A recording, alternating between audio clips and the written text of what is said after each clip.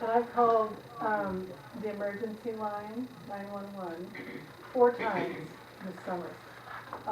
One was for gunfire, being covered by fireworks at the landing. I know the difference. I went to Smitty's, I know the difference, okay? Another time it was for burnout activity in circles. There's drunken and disorderly behavior there, you know, fairly frequently. And most recently, as John knows, because I've come in and informed him every time I've done this, there was a car that was hit. It was smashed into as an outcome of one of the burnout circle kinds of things. It's really difficult to see the people who are doing it, but it occurs usually between the 10 and 1 a.m. And my husband and I walked down the last time because we heard the burnout starting, and that was fairly regular. I think we heard it 5 times this summer, and we went, it lasts maybe between 2 and 10 minutes. Sometimes they really get going. I don't know how they can afford the tires, but anyway. We went down because we heard it smack something and then peel out, so we went down to investigate. And the car that was hit was Shelby Searle's car. She works for Cohills. And the person who hit it left part of their fender at the scene, but many of the people who were closing out Cohills had come out and had witnessed what had happened. And the conversation among the people who are full-time locals was, Lubec is known to be wide open as far as police coverage goes.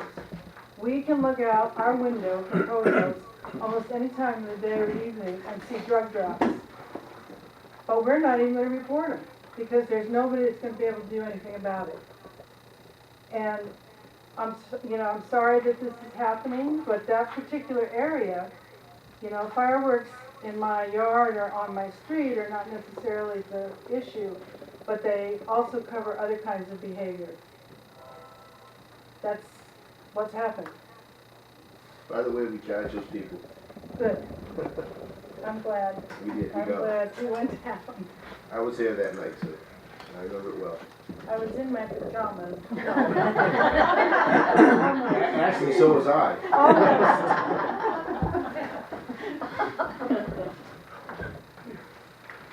If we could somehow get the citizens together and gather the money, would you come back? Nope.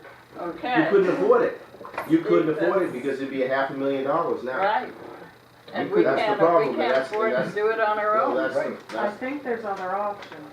I mean, There's other police departments, other communities that have their own department. I don't think it would hurt to contact them, and maybe they would have the same type of agreement that the sheriff's office had with us. I mean, I don't think this is, we can say there's no more options and we can't afford $500,000 because people are getting hurt and people don't feel safe. And I'm not gonna sit up here and not do anything about it. Are And if you we willing get to- outvoted again like we do with everything else, then that's where I sit. I just think We have it's another a comment from the you know, public. it's public safety. It's your safety, it's my safety, it's everyone's safety here. That is what you're supposed to do as select people. I just have a question. If the town was to create an ordinance, then can the police department enforce that? we can. Oh, so what You're- purpose would it wait a serve minute. to create an Town ordinance? police department could. They Okay. could, yeah, they could, yes. But just having an ordinance itself wouldn't Well, change maybe a enforced, I thing. mean, enforced by unless there's constable. And if the district attorney chooses not to prosecute that particular ordinance, then it has to be prosecuted by the county, by the town attorney. But those charges are reimbursable by whoever gets charged with the crime. That's, if found guilty of it. Ordinances are very difficult, but town police departments can enforce ordinances. And Sarah's right, the problem is, if she's, I mean, and I say $500,000, it's not $500,000 if you only have 2 people. It depends what you want. I mean, you want 24-hour coverage. It's about $500,000 start up if you want 24-hour coverage. And then you're gonna have to find 4 people. Good luck. They're just not there. And you just told us before this meeting that you have 2 people that you can't replace. Well, I've got one that's leaving, and one coming on the end of the month, but I got two more that, one may be going to the fire marshal's office and one may be going to work in Bangor, because that's where he's from, and, that would put me down too, and I have no clue how I'm gonna fill those positions. It just isn't the applicant pool out there that wants one. State police has the exact same problem, they're always struggling to fill their, I mean, they've canceled academies because there wasn't enough cadets. When we started that police committee, if I remember correctly, we had federal guidelines, which would have been the only approved way to begin it. The town was held to hiring a police chief first for a year, and then he figured out the cost, how many people that we could basically afford to pay for, the size of the department. But you had the police chief first. And he wrote policies for a year and then began a hiring process, interview process. I think a good model to look at would be Winter Harbor. I think Winter Harbor has one full-time police chief, and then in the summertime they bring on a couple of spares to help out with some, because of tourism. But I think they run one officer year round. I believe that's how Winter Harbor does it. Louisville, I think similar the same way. Why can't we look to Machias and Eastport and not start up our own and subcontract to them like we did the sheriff's office? Giles is already down one. Well, if we have the money, if the town's people are willing to increase their taxes for that, Yeah. you can hold your But head all you You want, realize, I mean, but there's more options. they're not gonna be Machias police officers when they're here. They're gonna be Well, that's all logistics that we would Lubec work police out, not officers when they're tonight. here. Yeah. Machias can't send their police officers here, or Eastport can, but they have to be Lubec police officers when they're working here. So you still have to have a police department to do that. I have a question. If someone's setting off fireworks in the very populated area downtown and it potentially can catch something on fires, you can't charge them for something for that? Well, I mean, if they're supposedly going on to somebody else's I property, mean, it's potential destruction of property or endangering people or Yeah. something. But that's after the fact. So, but you'd have to catch them doing it? yeah, well, yeah, theoretically, yeah. But then That's the problem. you have to take pictures. You gotta take pictures and that's The about. problem all is, you can catch. fireworks usually, they go off, they last 15 or 20 minutes, and unless there's somebody close by, the time the person gets here, it's over. It's a misdemeanor crime, so it's not, so it has to be committed in your presence. I mean, it's not as easy as it sounds, Tony? Those fireworks aren't supposed to be set off on public property anyways, right? They're supposed to be set off on private Yeah, I property. think that's what the law says. And so if we have an ordinance, maybe there's not much you can do when someone goes down to Stockford Park and lights off fireworks and takes off before you get down there. But if we have an ordinance and someone is lighting them off on their property,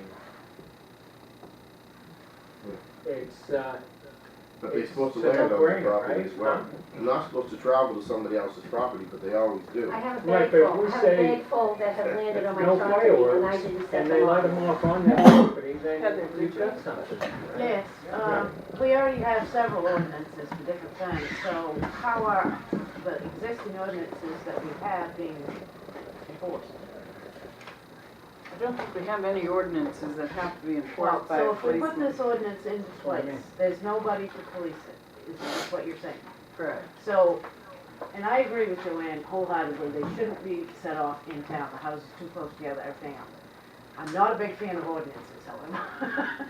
But That being said, can we look into, what the state requires as far as having a constable in the town of Lubec? I would suggest I that don't there's, think we need a police department in the town of Lubec. I don't live in town, so maybe I'm not right. However, I think we do have something. And Sarah's thing about going to the other departments and finding out, that's a good idea, but also, I've lived in a lot of towns and they've had constables, so. Donnie, how effective are constables? What's that? In your opinion, would a constable for the town of Lubec be a good choice? I Or? thought everybody had to have a constable. Don't you have to have constable post the warrants and No, stuff? Not anymore? citizens, Like No. citizens. citizens. They've changed the Oh, guidelines yeah. on constables and their, what duties that they can do. Oh. And MMA, especially because with guns and things like that, it was a whole big issue that MMA doesn't recommend it unless they're I going believe through, that because through what they've the done, academy for training, so you're right back to a police Yeah. department. I mean, and they've stiffened up the reserve officer training. The reserve officer training course now is pretty much the same. To get into the reserve officer training, you have to pretty much pass everything the full-time officer. And now instead of $100, it's $300, so it's, you know, they have to pass the PFTs, you know, I think it's the polygraph psychological. That didn't have to happen with reserve officer, now that, I'm pretty sure that does, some of that does. So there you go, you've limited that. I'm telling you, I live this nightmare every day. You know, it's really, really difficult to fill these positions. You're gonna have a hard time. I commend you for trying, and I'm not disagreeing, you know, it's like sorry, you're on the budget committee, gotcha, right? Here we go. I mean, we sit there every year, and people want more, but they want to pay less. Well, you know, it just doesn't work that way, and things keep going up, you know? Excuse me, I did look up, there is a section on constables, and it's under, section 2673, constables. And it does outline, that how a constable can be appointed and what duties they have in arresting properties. So I would like to have someone or the town pursue that and either come up with that you cannot do it. Yeah, this is the, that's the section I just copied today. Didn't say they couldn't, I said it wasn't recommended through our insurance company, Lauren. is what I said. Regarding the town imposing any ordinances, I've heard with my own ears a prosecutor say to a judge, I don't enforce town ordinances, and we're speaking specifically about a Lubec town ordinance. So I totally agree with Jean and her position. But I also think if the town is going to consider ordinances, you have to consider how you're going to enforce it. Because if you can't enforce it, it's not worth the paper it's written on. Exactly. In my opinion, the only other alternative is to enforce it through some type of civil action. And the board, the town, and the taxpayers need to be willing to foot that bill to take that civil action. And there has to be something written into the ordinance for some kind of financial penalty, including legal fees. And I think if you go that route and you take that step and you take that action, it sets the tone for, you know, what happens in this town. You hold people accountable. Are you talking about for fireworks? I'm talking about fireworks or any other ordinance that won't be enforced by a prosecutor. Okay. You're not the only town dealing with this, I'll tell you. I mean, because East Machias, Wesley, I don't know if there is a town, you know, that isn't dealing with this problem. And Regardless of whether you can enforce it or not, having the fireworks ordinance in place will probably cut down some of the firework usage. I'm gonna tell you what I recommended East Machias, like it or not. I recommended that, one of the things I recommended, actually, they went to MMA, and this was MMA's recommendation to the town of East Machias was this. Either you band it all together, or you go to the days that the state allows the fireworks to take place, which is New Year's, 4th of July, week before, week after. That was MMA's recommendation to the east town of East Machias. That was my recommendation. They asked me mine, that was mine. Is you go to those days. That certainly, you know it's coming anyway. I mean, you know it's coming, it's coming.